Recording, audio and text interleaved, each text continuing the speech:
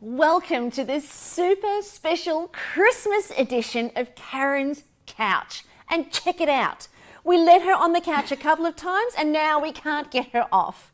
Welcome to the couch, Min. Thank you. Well, this is my favourite time of year, so fair's fair. Yeah, fair's fair. Fair enough. Now, part of the reason why we wanted to get Min on the couch this week is because Min actually is a celebration specialist. So when it comes to Christmases and parties, Min knows everything that there is to know about having a fabulous time. I just want to draw your attention to something though. This is all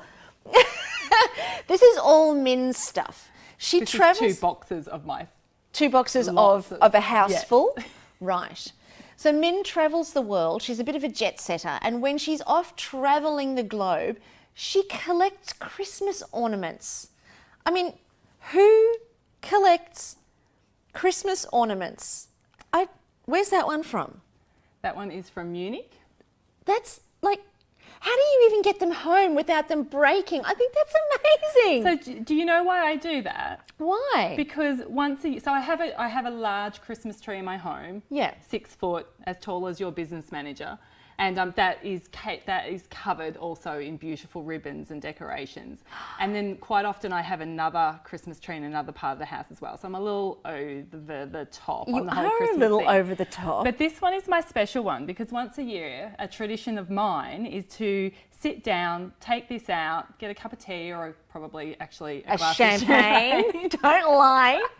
And I unpack these ones and I remember where I've been and I remember the times and I remember the journey and I remember the place. And a lot of these were collected actually in Germany or Europe when I did a Christmas markets tour. Yeah. And so I actually remember the smells and the tastes and it's a celebration for me. So I know it's a little weird and a little over the top, but it's my little... It's your thing. It's my thing. But I actually think that that's very special. I think that's very beautiful. I feel jealous now. See, you said it was stupid. I want a Christmas tree. I want a Christmas tree. You can share. So you made a really good point, is that you make it a real celebration when it comes to Christmas time, because I think for a lot of people, Christmas can sometimes be quite stressful, where we don't really know what to do at Christmas time. Like, what do we do for presents and how do we prepare? Being the expert on celebration, what do you suggest? I suggest my personal view, and it really is just a personal view because I get that people don't have time. But for me, a gift is one where thought has been involved. So this is not a gift voucher? Well, it can be a gift voucher. So if, for example, the person prefers cash and that is their thing, then cash can be okay. I'm not a fan of giving cash, but I will if I've thought about it, and that is hands down the best thing for that individual. Well, my mum loves cash. My mum's a cash queen, but what I do for my mum is I make a beautiful card for her that I've handmade on beautiful papers. So that's the thought. But cash is king for mother. Cash is king, and you've added thought. Yeah, so as long as there's thought involved, it doesn't have to be expensive. So I would buy for approximately 35 children at Christmas time. Nieces, nephews, godchildren, children of anyone that I know. Because I find it so fun. So I think about... And me. And your children, your fluffy children. Yes. They need to be added to the list, obviously. They haven't been on the list for the last couple of years. Slack. So I don't spend a lot on the children, but I think about them as individuals. And then I try to match something to them versus just the blanket polo shirt in every different size and typical shape. Socks and undies. Yeah. And so obviously to do that, I need to plan, and I need to plan in advance because that's not something you do on the 23rd and 24th of December. Okay, so you're going to have to elaborate on that a little bit because here's a picture of my house and also a couple of my friends that I know. The shops are usually open quite late on the 23rd and the 24th of December. And usually at around about, 11 o'clock at night, I'm skidding in there by the hair of my chinny chin chin, frantically racing around the shops and grabbing anything and everything that I think looks like the people that I love. But I'm certainly not putting any energy into the actual planning. How can we do that better? It's no different to anything that you do in life. If you're cooking rushed after work to eat, Yeah. well then you're probably not going to enjoy it. The same way as if you've thought about it, you already have the food, you've already maybe even put it in the slow cooker. Here's me who doesn't cook, so I'm not quite sure what to do with the slow cooker. But, What's a slow cooker? If you've planned that in advance, then your experience of cooking for a dinner party or even every night is completely different than the rush home. So I actually have a list of everybody that I buy for or that I think about at Christmas. It may not be buying, it may be just a simple phone call to say, I'm thinking of you at this time of year. How are you? Which can have just as much goosebump and impact as a present. I have them on a list, and especially kids, because you have to keep remembering how old they are now. Oh, yeah. And so every year you open that list and you do a little evaluation of who's still on the list and who's not on the list. So during the year, people get taken off your Christmas card list. So but you have it and you start it early. So early, when's that? Is that like... For me, it's September. Some people start straight away. Some people start in January after Christmas. They go and they get them in the sales and they actually plan for a full 12 months, or they do Crisco or something like that where they've actually, you know, they're on a scheduled plan where it just gets delivered. But I like to do things personally. I think that's fabulous, those Crisco hamper plans for people, because I think it's something like $5 a week. It's really easy and affordable when it comes to Christmas lunches and Christmas dinners, because that's also a really big part of Christmas, isn't it? Yes, it is. And I go to my mum, so I don't have to think too much. Because you don't cook. Because I don't cook. But I think that's kind of the nice part, is to go to your mum's or to go to your family for Christmas. I think that's one of the big parts about Christmas too for people, is it's not only just about the Christmas presents, and I love your thought about the planning, because we don't do it often enough, and to be able to get gifts in January when the sales are on. I know that my mother-in-law does that, and she, you know, she's done and set. So come Christmas time, she's cool, calm and collected, whereas I've got my hair on fire and I'm running around like a peanut, you know. But I think one of the big things that a lot of people struggle with at Christmas time is getting together with family when perhaps Christmas is the only time that you do actually get together, and perhaps there's tensions or there's unresolved emotions or unresolved arguments. You know, I know a lot of people who've been down that path at Christmas time. Do you know anybody who struggles with that? It actually breaks my heart. And yes, I do, a lot of people. And it breaks my heart because, to me, whether or not, regardless of religion or anything, this time of year you can choose to have just as a time of celebration. It doesn't have to be religious, it doesn't have to be the 25th of December, regardless. Yeah, just like an it end can of just year be a celebration. reminder to celebrate the people that you love. But often this time of year actually turns into a big drama. And a big drama because, like you said, you don't want to be in the environment that you feel you have to be in on that day. There's people there that maybe you have unresolved conflicts with, and that breaks my heart. So personally, I feel you need to redefine what that is. If you create your own traditions, if you've always gone to your mum's home, but that's not fun and that's not something you're looking forward to, how can you look forward to it? Either don't go and create something else, like a cruise or a holiday or some other environment that you can take yourself out of where you traditionally go, and you create something new for you. Or you actually work out how you can resolve what it is that's making you distressed. Because the fact that this time of year makes you distressed hurts me. So for everybody, do it for Min. If you're not going to do it for yourselves, do it for Min. But do you know what I mean? Oh, look, I totally do. And I think that using Christmas, whether you are somebody who celebrates Christmas or you don't celebrate Christmas, you know, even just coming to the end of the year is kind of like a milestone. You know, you've reached another year, you've completed another year, you've had great achievements, and everybody's had great stuff, I guess, go on in their lives throughout the course of the year.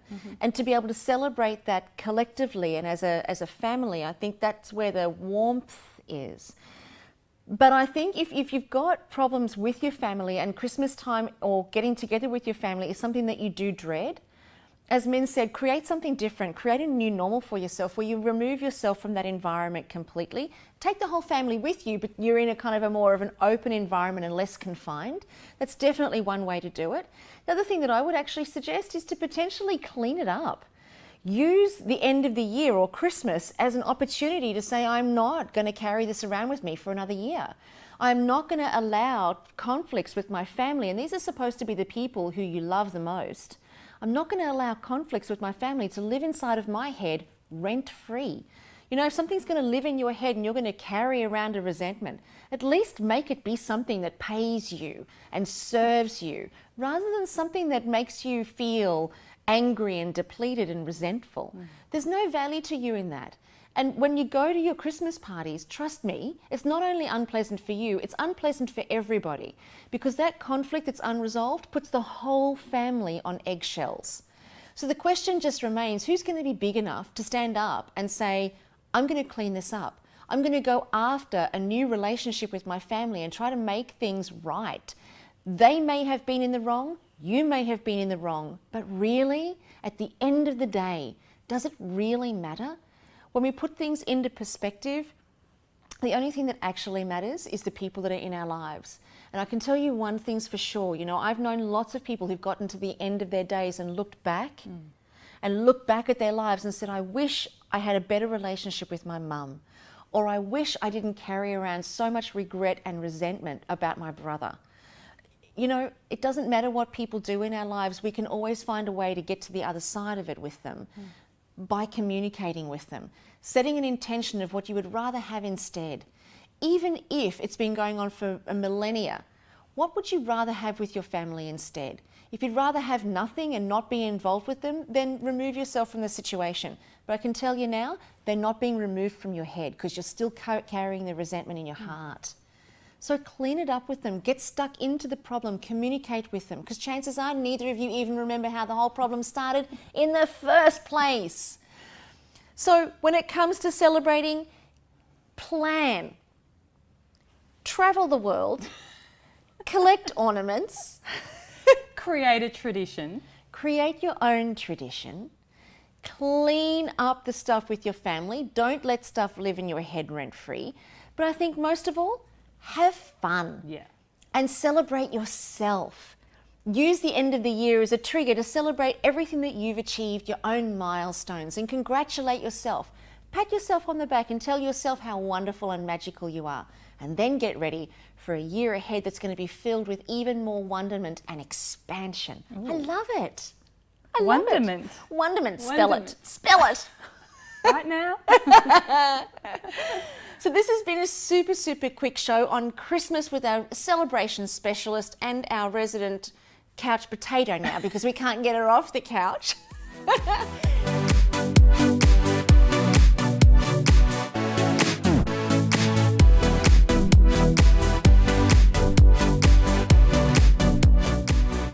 Welcome to Carren's Corner. And you'll see I've got the spunky Peter Odette with us. And today we're talking about investments, and we're talking about something that's crossed my path over the last couple of days. And I thought it would be really relevant to chat with you about this, Pete, because there are some people who I know and who are very close to me who are starting to want to build their wealth, and they're starting to look at ways that they can grow their income and, you know, do it with ease. Yeah. Now, there's lots of property seminars out there. There's lots of investment seminars out there where people are providing advice about how to buy multiple properties, be highly leveraged using the bank's money and build your wealth that way. And what I've seen when people come out of these property seminars, they're pumped up, they're ready to go, they're super excited, and they feel like they've got a strategy. They feel really good about a future for themselves. But I also know on the flip side of that, people who've been, I guess, on a dark side, where they've done all of that investing and it hasn't quite turned out the way that they'd expected. Either they didn't do it properly, or they didn't have the right advice, or something in the whole equation went wrong. So let's talk about that. Let's talk about how people can educate themselves, how they can be informed when it comes to leveraging their money, going into debt, Yeah. buying property, investments, shares, you know, whatever it is. What's a safe way, and what are some of the ways that we can protect ourselves? It's a massive topic, and we've got 5 minutes in the corner, so I'm going to try and plough into it as quickly as I can. There's nothing wrong with property investment. Let's start with that. Where people go wrong is not being able to manage how much risk they're taking. And my view of some of these schemes that you might see, or places where you go to where there's a lot of hype, the income that those people make is all based on selling the property up front and getting you in that debt up front. And there's all care and no responsibility beyond the transaction in the beginning. Can I clarify something? When you go to those property seminars, the people who are leading it, do they already own the properties? Or are they just saying go out and invest in property? I think you'd find there's a range. Right. There'd be a range of things, whether or not they're creating stock for you to buy themselves, or whether they're associated with a building company. And look, I can't profess to be an expert on all of them, and I don't really want to bag any particular vendor, if you like, but I do want to bag the process. Okay. But maybe not so much from them as you, if that's not being too hard on anybody. But if you're going to buy anything, you should first have your own strategy and make sure that you understand what it is that you need to achieve before you go, because the hype will get you. And it is. It's so... You just get picked up and carried away with it. I've been to a few of them myself, and it's just, absolutely. The adrenaline rushes, and you really can see a future for yourself that seems so easy. And look, it's everyone's familiar to this concept of safety in numbers. And if you really consider that when you're in a big room full of people who are very motivated about doing something, you're going to feel like it's a safe decision, that there are lots and lots of people who agree with what is being said, and that when you do it, you're going to be doing it with others. And so it must be right and it must be safe. But a multiple of any asset that's highly leveraged, that's reliant on the market to deliver a return, can carry a lot more risk than people perceive. And I think that if the first thing that you do doesn't have a negative result, that we suffer with this thing called confirmation bias. We took a risk and we didn't get our fingers burnt, therefore it wasn't risky, is actually not true. It's that it didn't go wrong, but it doesn't mean it was any more or less risky. You know, the stock market can go up for 5 years in a row, and people who have only been in it for that 5 years have no perception of the downside risk until it goes down. And then you suddenly experience it. And what I think happens for a lot of people, particularly when they go to these seminar-driven things, is they don't start off with a strategy. They just want to get wealthy. They're probably cash poor and they're not liking it, and they're trying to find a way out of it.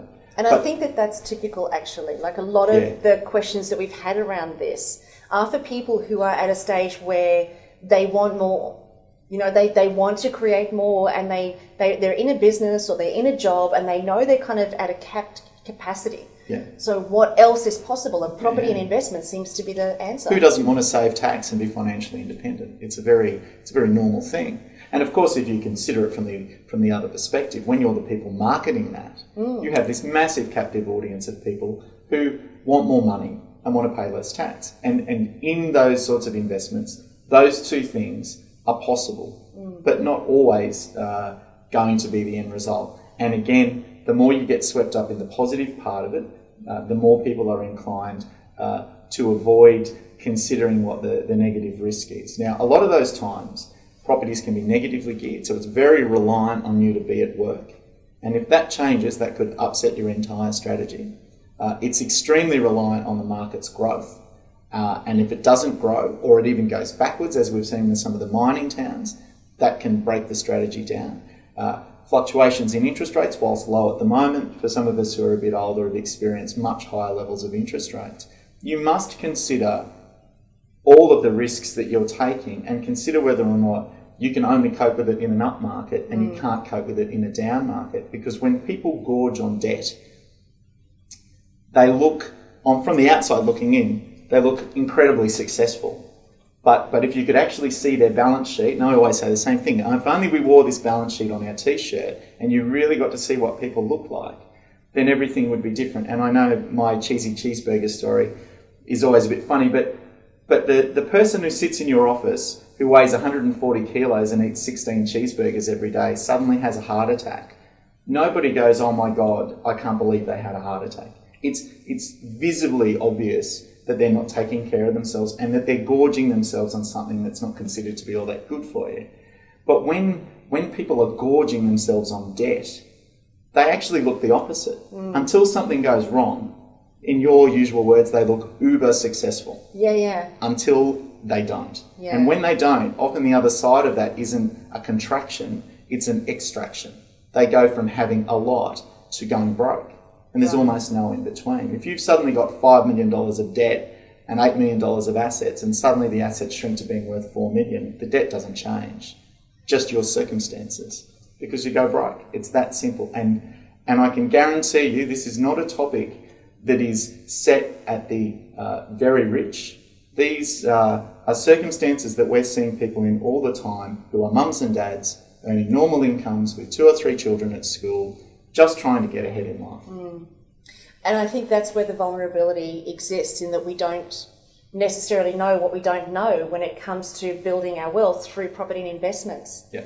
So know your risk, be educated and have a strategy on what you can and you can't cope with, and I'm just going to say it, don't get caught up in the hype of what somebody else or another organisation is trying to enroll you into. Keep your wits about you, stay sharp.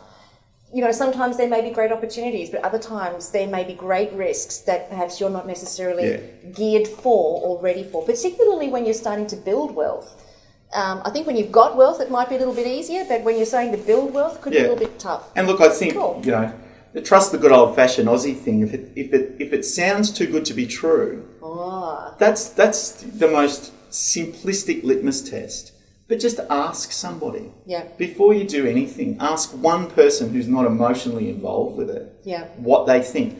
Particularly ask an expert, ask a financial advisor, what do you think of this? In your honest opinion, before I pull the button or push the button down on millions of dollars of debt, what's your opinion? Spend 5 minutes finding out what the other side looks like before you do it. Great advice. So if you or anybody that you know has been to those property seminars, make sure that you play them this segment on Carren's Corner so that we can start to, I guess, feel like we're in a place where we're not over leveraging ourselves and not getting in over our heads, because that can be easy to do and get caught up in the wave of excitement.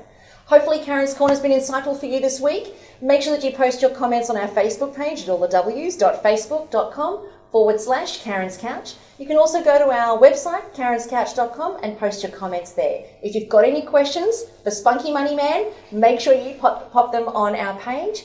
We're going to see you right here next week, same time, same channel, same place on Carren's Couch. Thanks for joining us. Bye for now.